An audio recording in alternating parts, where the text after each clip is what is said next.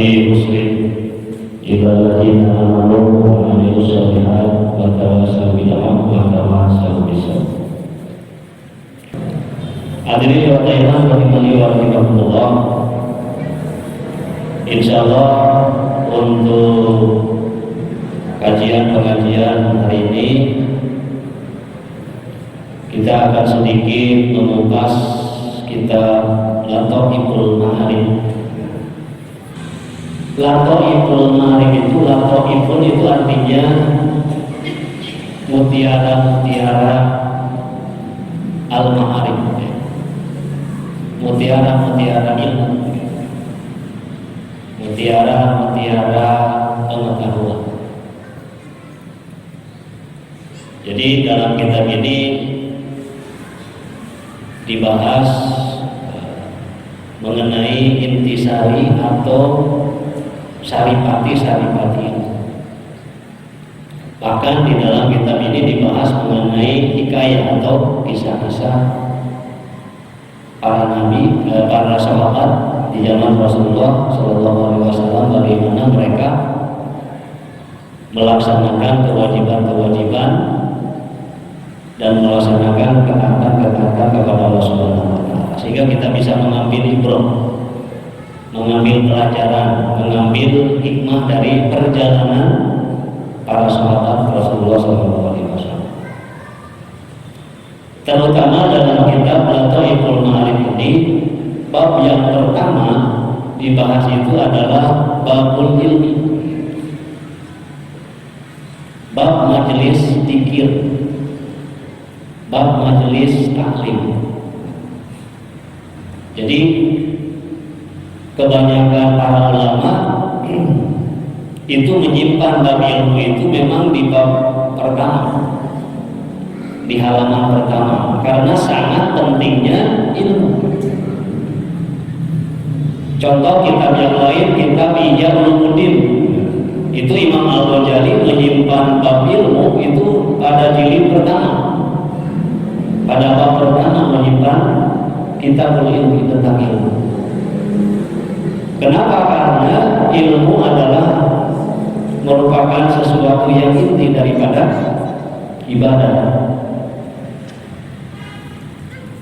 Bagaimana kita bisa ibadah kalau tanpa adanya mengetahui ilmu?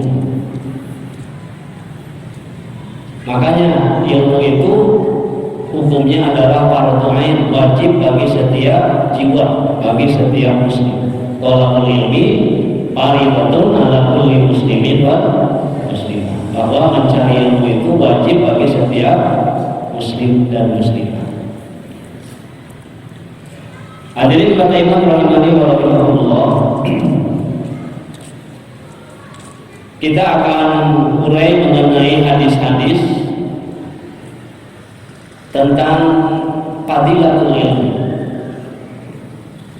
tentang keutamaan, kemuliaan dan kelebihan kita mencari ilmu.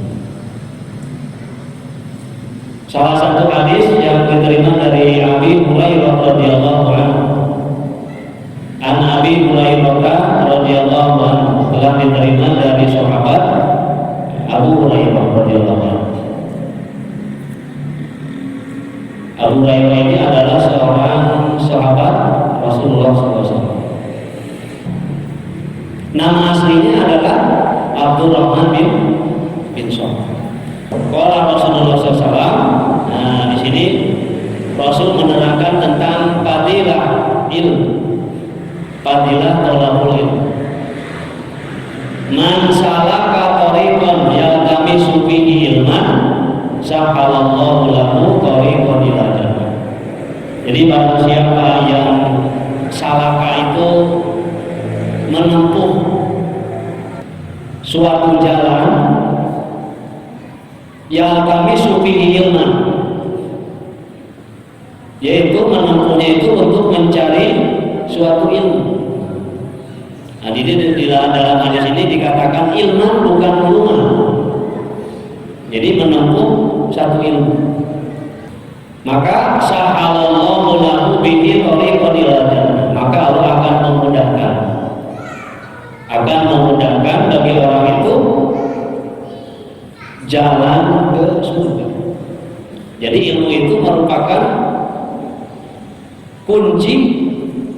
muka surga. Nah di sini fadilah ilmu. Jadi kita mencari ilmu seperti sekarang ataupun di sekolah kita mencari ilmu, di majelis ta'lim kita mencari ilmu, kita ingin mengetahui terhadap suatu ilmu, maka sahhalallahu lahu bihi thariqan ila, maka Allah akan memudahkan baginya itu jalan untuk masuk surga. Wa majtama'a qaumun fi baitin min buyutillah, dan tidaklah berkumpul suatu kaum. Nah, ini mungkin termasuk kita kaum suatu kaum ahli majelis ilmu. Kita berkumpul di masjid, nah, fi baitin dalam suatu rumah min buyutillah, di rumah-rumah Allah. Jadi di dalam masjid, di kita termasuk ini di PC Persis Kota Tasikmalaya, bahkan dari PD Persis Kota Tasikmalaya kita sudah maklum majelis-majelis taklim, ada yang mingguan, ada yang bulanan, ada juga yang rutin yaumiyah, kajian-kajian harian. Maka di rumah Allah tersebut yatluna kitab Allah, mereka mentilawah, membaca ayat-ayat Allah, membaca ayat-ayat Allah. Jadi dibacakan atau dibaca atau kita mendengarkan ayat-ayat Allah. Wa yatadarasunahu, kemudian mempelajarinya, dirosa, memahaminya bagaimana maksud daripada ayat tersebut. Selain dibaca juga dipahami ayat-ayat tersebut. Illa hafadhumul malaikat, maka kumpulan tersebut akan didatangi oleh para malaikat. Jadi kita ini iwadaiman rahimahullah, sekarang ini malaikat itu sedang bersama kita, sedang bersama-sama kita mendengarkan kajian, mendengarkan daripada yatluna kitab Allah wa yatadarasunahu. Selain dituruni didatangi oleh para malaikat, wa nuzilat alaihi sakinah, juga akan turun kepada mereka itu adalah as-sakinah, ketenangan, kenyamanan, ketentraman. Jadi di pengawasan kita akan diberikan oleh Allah Subhanahu wa taala as-sakinah dengan mentilawah ilmu, mentilawah ayat-ayat Al-Qur'an, maka akan turun kepada kita, akan diberikan Allah kepada kita as-sakinah, apa? Ketenangan, ketentraman, kedamaian. Wa ghasyiyatuhumur rahmah. Nah, selain ketenangan as-sakinah, juga Allah akan memberikan kepada mereka, menganugerahkan kepada mereka ar-rahmah, yaitu kasih sayang Allah Subhanahu wa taala.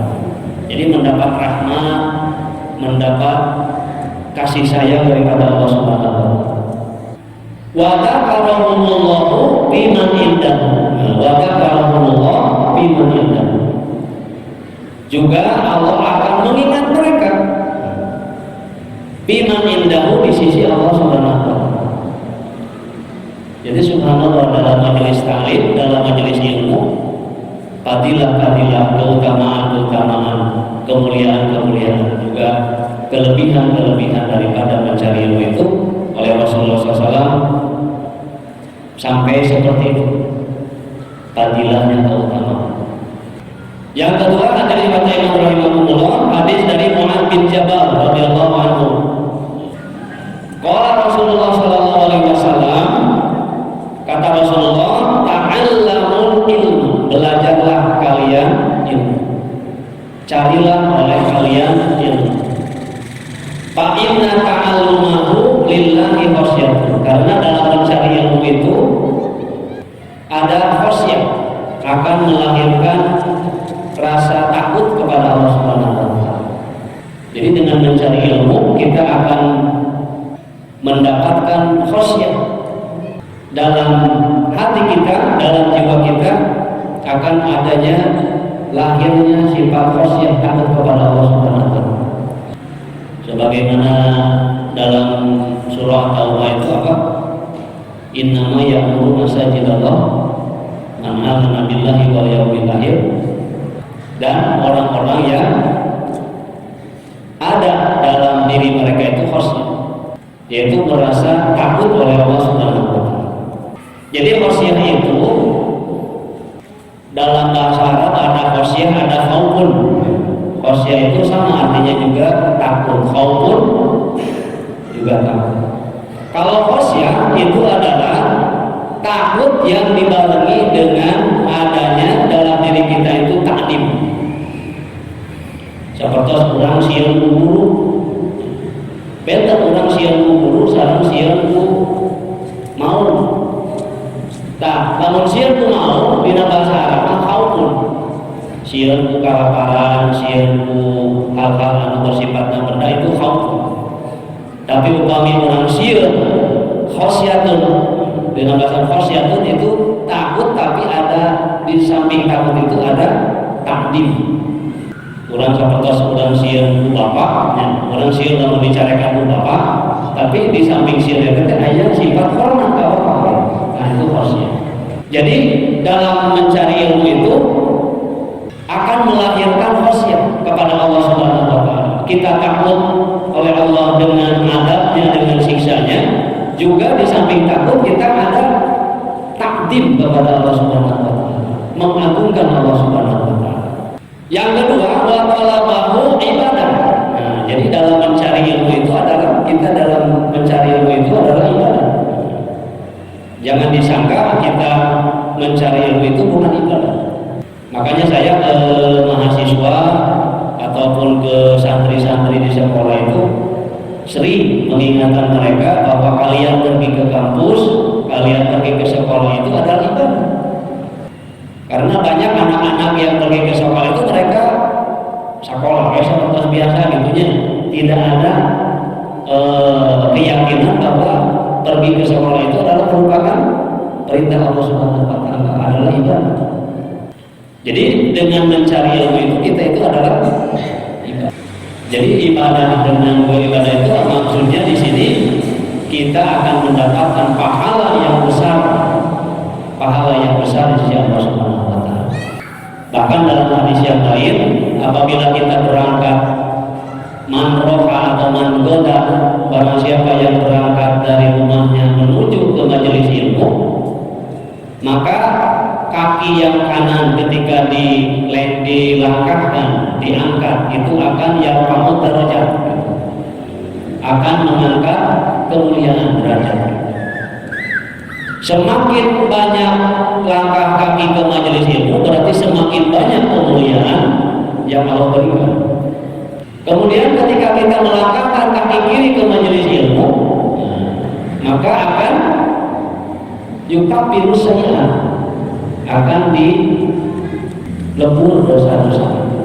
Jadi semakin banyak langkah kaki ke majelis ilmu, maka semakin banyak dosa-dosa kita yang berguna.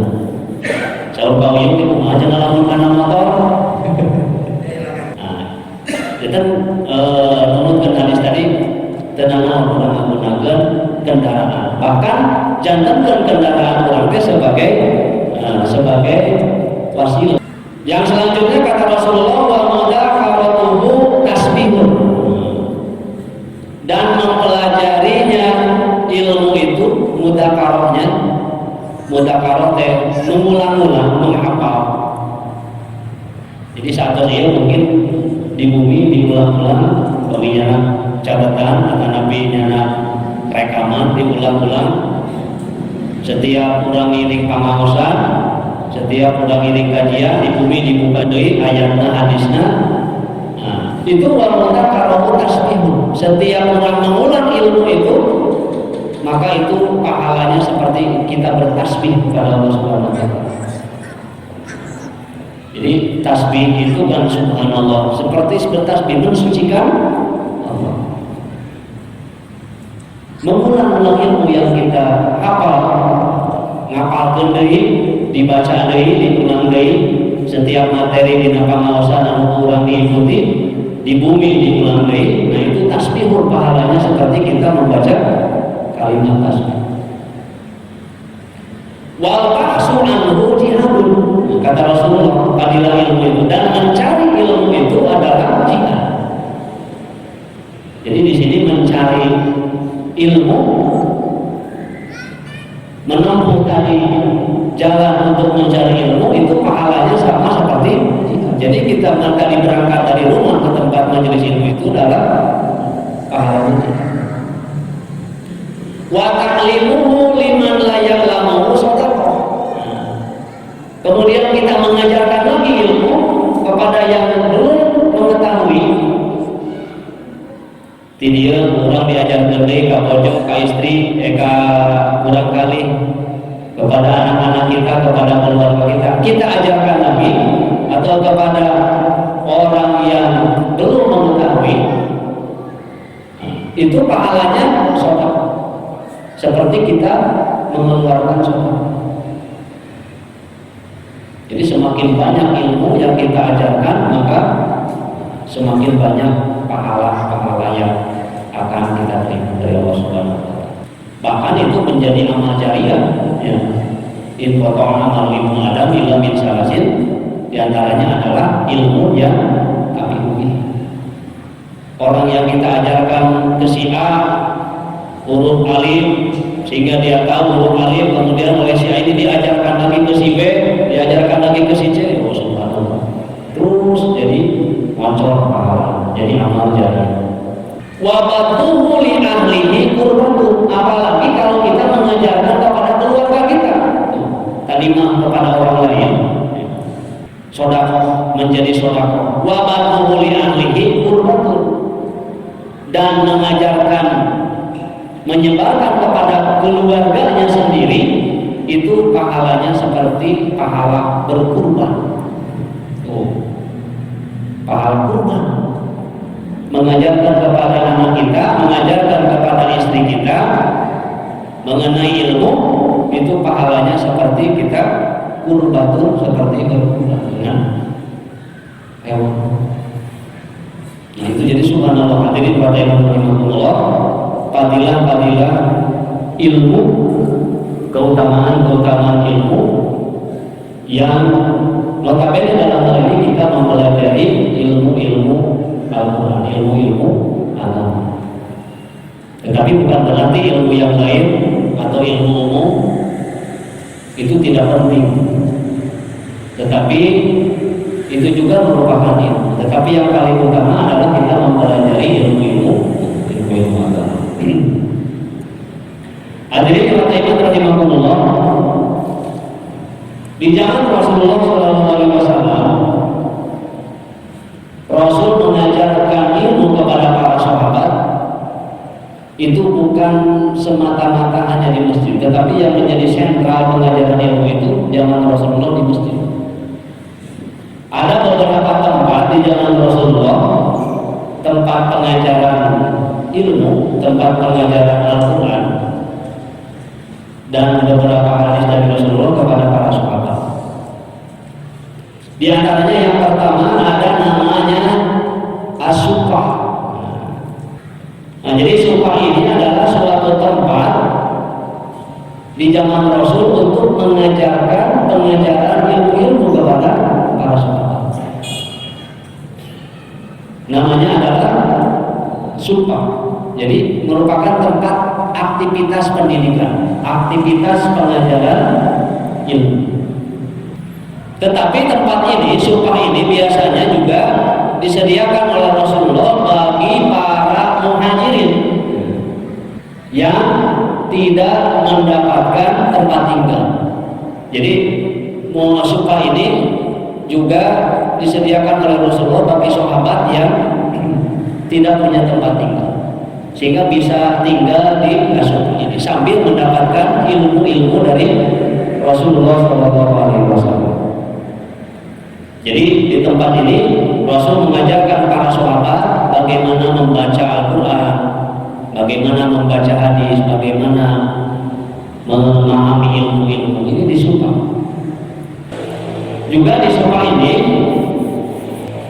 beliau pernah mengajar atau sahabat yang disuruh oleh Rasulullah SAW untuk mengajarkan kepada sahabat lain. Di antaranya adalah sahabat Abdullah bin Sa'ad. Abdullah bin Sa'ad itu sebagai guru yang diasuh, sebagai pengajar, pendidik, sebagai mandub daripada Rasulullah SAW. Jadi Abdullah bin Sa'id ini beliau mengajar dalam kaifiyah kitabah, dalam membaca dan menulis ke sahabat. Ada nabi ke sahabat-sahabat yang belum bisa membaca. Nah, sahabat Abdullah bin Sa'id ini khusus spesial mengajar sahabat yang itu untuk membaca dan menulis Al-Quran. Jadi bagaimana cara menulis Al-Quran, cara membaca yang baik. Jadi tilawah. Itu diasuhkan. Selain Abdullah bin Sa'id juga ada seorang pengajar di Asufa ini, Ubay bin Ka'ab. Ubay bin Ka'ab juga mengajar Al-Quran, membaca dan menulis Al-Quran di Asufa ini sebagai wakil daripada Rasulullah SAW. Bahkan di antara pengajar di Asufa ini ada yang merupakan tawanan perang Badar. Jadi tawanan perang Badar yang sudah bisa membaca dan menulis disuruh oleh Rasulullah untuk mengajarkan ilmu. Nah, itu Asufa. Yang kedua, di zaman Rasulullah juga ada yang namanya Darul Qura. Darul Qura. Jadi ini tempat pengajaran ilmu, tempat pengajaran ilmu. Darul Qura itu kalau secara bahasa artinya rumah para pembaca, kan itunya. Darul Qura, darul itu rumah, al-Qura para pembaca. Darul Qura ini asalnya tempat atau asal nama hiji bumi gitu, apa? Ya. Jadi asal nama bumi anu gadungna teh Makromah bin Naufal. Jadi bumi Makromah bin Naufal dijantankan ku Rasulullah sebagai tempat pengajaran ilmu. Jadi disakal dijantankan sekolah gitu. Maka namanya teh Darul Qura. Dan Makromah bin Naufal ini mewakafkan rumahnya, menyerahkan rumahnya kepada Rasulullah untuk dijadikan tempat pengajaran ilmu. Bahkan ada yang mengatakan juga selain pengajaran ilmu dijadikan asrama. Di kitabnya dijadikan sebagai asrama para santri gitulah, gitunya para sahabat. Yang ketiga, tempat pengajaran di zaman Rasulullah adalah Al-Kutab. Katus nggak dengar katanya pernah mendengar Al-Kutab. Jadi kutab itu hartosnya, upami di hartos karena tempat belajar. Tina kataba yaktubu, gitunya kataba menulis gitunya. Kataba yaktubu kitabah. Kutabun itu tempat mengajar. Dan kebanyakan di Al-Kutab zaman Rasulullah ini adalah pesertanya anak-anak. Jadi mungkin para putra sahabat, putra-putra anak sahabat belajar di Al-Kutab. Gitunya. Kami kurang enak ke pesantren kan. Nah, ke pesantren kan zaman sahabat putra-putra nanti kan Al-Kutab. Anu kaopat tempat pengajaran di zaman Rasulullah nyata fil masjid. Nah, di dalam masjid. Nyata masjid sebagai tempat bukan hanya sarana untuk sholat, untuk ibadah yang makhluk sebagai ritual saja, tetapi masjid juga sebagai pusat kegiatan ilmu. Dan di masjid Rasulullah mengajarkan ilmu. Bahkan selain ilmu agama di zaman Rasulullah, masjid juga dijadikan sebagai tempat untuk pengajaran ilmu-ilmu umum, sosial, ekonomi, gitu, dan lain sebagainya. Kalimat yang dijadikan sebagai sarana tempat belajar itu adalah di rumah-rumah para sahabat. Di rumah-rumah para sahabat. Jadi rumah-rumah para sahabat dijadikan sebagai sarana atau sekolah-sekolah tempat pengajaran ilmu. Hadirin kata Imam rahimahullah. Nah itu merupakan tadi dibahas tentang fadilah ilmu, juga bagaimana cara Rasulullah SAW mengajarkan ilmu-ilmu kepada para sahabat. Nah di dalam kitab Lataiful Ma'arif ini juga dibahas mengenai bagaimana atau macam-macam orang yang keluar dari majelis ilmu. Jadi orang yang sudah menerima ilmu, orang yang sudah belajar dari majelis ta'lim, penerimaan terhadap ilmu mereka berbeda-beda. Dalam menyimak ilmu itu dalam kitab ini dibahas manusia itu terbagi kepada beberapa macam karakter. Fa'idha in qata majlisul dzikir fa'ahluhu ala aqsamih. Jadi orang ayeuna ngiring pangaosan, ada nabi di mana wae urang setiap pangaosan, tak begitu orang keluar di pangaosan, jalmi-jalmi teh beda-beda. Di antara orang beda-beda. Anu kahiji paminhum mayarji'u ila hawa fala yata'allamu bi syai'in mimma sami'ahu bi majlisin. Di antara orang yang mengikuti majelis ilmu itu ada orang yang yarji'u ila Allah. Sesudah pulang ke rumah itu ada orang yang mayarji'u ila Allah, kembali lagi kepada kebiasaannya. Uih deui karena kebiasaan. Seolah-olah tina pangaosan teh teu aya pengaruh naon. Teu aya efek naon, teu aya asal naon. Mayarji'u ila Allah. Fala yata'allamu bi syai'in, tidak ada kaitannya dengan sesuatu atau tidak mendapatkan manfaat daripada ilmu itu. Mimma sami'ahu tina naon-naon anu didhawukeun dina majelis ilmu.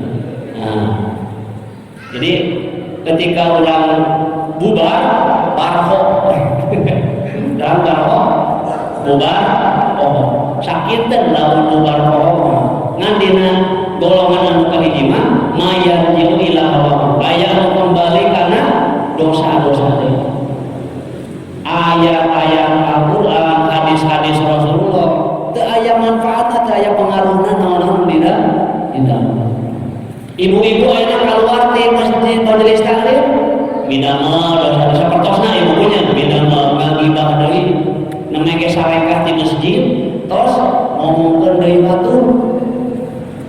Namanya cara yang kecil terus ngagibah dari batu, kangen naon lagi. Laras tak ulah mungkin kata seperti itu. Jadi ayah jangan anu begitu kalau tina pangaosan, namanya salah kati masjid, namanya salah kati majelis taklim terus berbuat terus. Nauzubillah min. Seolah-olah naon-naon yang didamungkeun teh teu aya pengaruh, teu aya apa-apa. Jadi fala yata'allamu bi syai'in mimma sami'ahu bi majlisil dzikr. Sakit teh pemikiran tadinya barokah. Nah, ieu mah kembali deui kana dosa-dosa, kembali deui kana maksiat-maksiat. Mudah-mudahan kita semua dijauhkan oleh Allah Subhanahu wa taala. Yang kedua, wa minhum mayantabi'u bima sami'ahu. Aya oge jami anu kenging manfaat dina naon-naon anu didamel dina pangaosan dina majelis. Tetapi ieu oge aya sababaraha golongan, sababaraha rupi, sababaraha macam. Anu tadi mah paling dikana dosa. Eta mah tos perlu dicaritakeun deui namanya jangan ada gitu. Ieu mah aya anu istilahna kadang aya manfaatna tapi oge wa hum ala aqsamin. Aya anu beberapa perbedaan tapi beberapa macam. Yang pertama minhum mayyarudduhu ma sami'ahu anil muharramat wa yujabu lahu iltijamul wajibat wa hum al-muqtasidun. Nah, ini golongan anu kahiji golongan muqtasidun. Jadi begitu kaluar tina pangaosan, begitu uiti pangaosan teh muqtasid, orang yang beruntung. Ngadang ngalakukeun ketaatan ka Allah, ibadah ngalakukeun sumana bahkan sanes anu wajib pukul anu sunat naoge di bidang. Jadi begitu kalau tina pangaosan teh ilmunya jadi bertambah, semangatna dina ibadah ka Allah jadi bertambah. Jadi pami dina obat mah aya efekna tina obat eta teh kitu nya. Tah anu kahiji mah tadi begitu nuang obat teh kalaka karacunan gitu nya. Kalaka karacunan. Tah anu kahiji kadua mah ieu aya efek tina obat teh manfaatna. Ya, nu kahiji tadi begitu kaluar tina pangaosan teh meninggalkan yang haram-haram, meninggalkan maksiat, wa yujabu alamul iltijamul wajibat, bahkan langkung-langkung semangat dina ibadah Allah Subhanahu wa taala. Nah, orang ada yang golongan mana ya? Begitu kaluar tina pangaosan orang langkung semangat ibadah Allah, itu ya langkung sosok-sosok ibadah Allah karena Nabi biasa-biasa wae. Wa minhum ma yartaqi an dalika ila tasmir bi nawafil ta'at wa tawaddu'i an daqiqil makruhat. Jadi anu kadua mah ya aya jami anu yartaqi begitu kaluar tina pangaosan teh hanya melaksanakan an-nawafil biasa-biasa wae. Tetapi tidak meninggalkan yang wajib. Anu tadi mah anu kahiji mah selain anu wajib anu sunatna di bidang Allah gitu nya. Tah anu kadua mah anu wajibna mau di bidang Allah tapi sunatna kalangkara ditinggalkeun. Anu katilu hadirin wa ta'imanullah. Wa minhum ma yarji'u ila masalihi dunyahum. Aya jami anu begitu kaluar tina majelis zikir teh disibukkeun deui ku urusan-urusan dunia. Wa yusabbiluna biha atun hila biha qulubuhum amma kanu yajiduna fi majlisin dzikr. Jadi mereka kembali lagi disibukkan oleh urusan-urusan ke dunia. Jadi dina hartos sambil anu golongan anu katilu teu dugi ka istilah dilarang pikeun mencari dunia gitu nya, tetapi memang tidak ada peningkatan di dalam ibadah kepada Allah Subhanahu wa taala. Kumargi disibukkeun deui ku urusan dunia. Wa minhum man yastamiruna ila majlisin dzikr. Dan di antara mereka ada yang terus-menerus mengingat apa yang tadi didengar di dalam majelis ini. Jadi pami di bahasa Sundakeun ma yastamiruna ila samina kita dadanguan tadi gitu. Dadanguan ketika disebut adab Allah, diceritakan, dikisahkan adab Allah bagaimana sakitnya, pedihnya adab Allah itu dadanguan. Dugi kacana bobo, kacana ka bumi, ka emut keras. Ka emut-emut yang Allah kumaha lamun abdi disiksa gitu. Bagaimana kalau saya yang disiksa? Tadi setelah mendengar pengajian. Minhum may yastamiruna ila hali majlisin dzikr. Jadi aya nu teras kacacana eta ka bumi. Urang sok kacacana tah. Ada nabi begitu ka bumi ilang deui sadayana. Nah, zaman sahabat, para sahabat begitu keluar dari majelis ta'lim Rasulullah, banyak di antara mereka yang terus kaemut-emut naon tadi diterangkan ku Rasulullah SAW. Rasul teh ngajelaskeun siksa neraka. Kaemut-emut ku para sahabat. Pala yajalu taturu dalika bi qulubihim. Sehingga hal eta terus kaemut-emut ku para sahabat. Payang qati'u an mukhalitatil khalqi, sehingga mereka memperkecil atau menyedikitkan bergaul dengan manusia.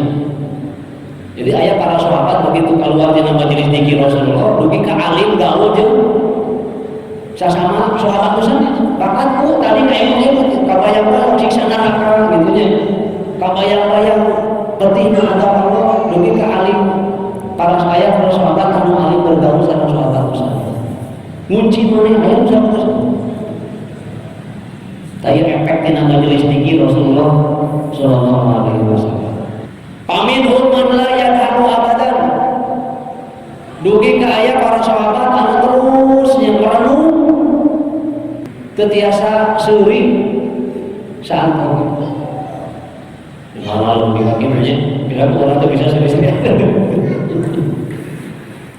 Nah, para sahabat begitu keluar dari majelis ta'lim Rasulullah, ada yang la yadhaku sampai-sampai ada yang tidak bisa tertawa. Itu bisa seserian sebab tadi kabayang-bayang kene siksa neraka, kabayang-bayang kene naon anu diajarkan, anu ditaklimkeun Rasulullah SAW.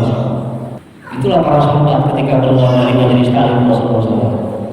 Nah ini mungkin juga berkaitan dengan karena yang mengajarkan Rasulullah. Jadi Rasulullah dina kitabnya ketika mengajarkan ilmu teh lamun mengajarkan adab neraka seolah-olah para sahabat teh menuju disiksa di neraka. Lamun mengajarkan tentang nikmat surga seolah-olah para sahabat itu sedang berada di surga itu. Karena yang mengajarnya Rasulullah SAW.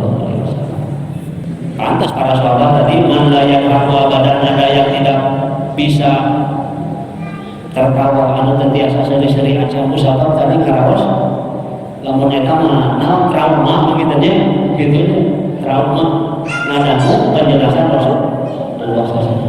Wa minhum man kana la yastati wa yaqula ta'aman, dan di antara mereka bahkan ada yang tidak bisa makan.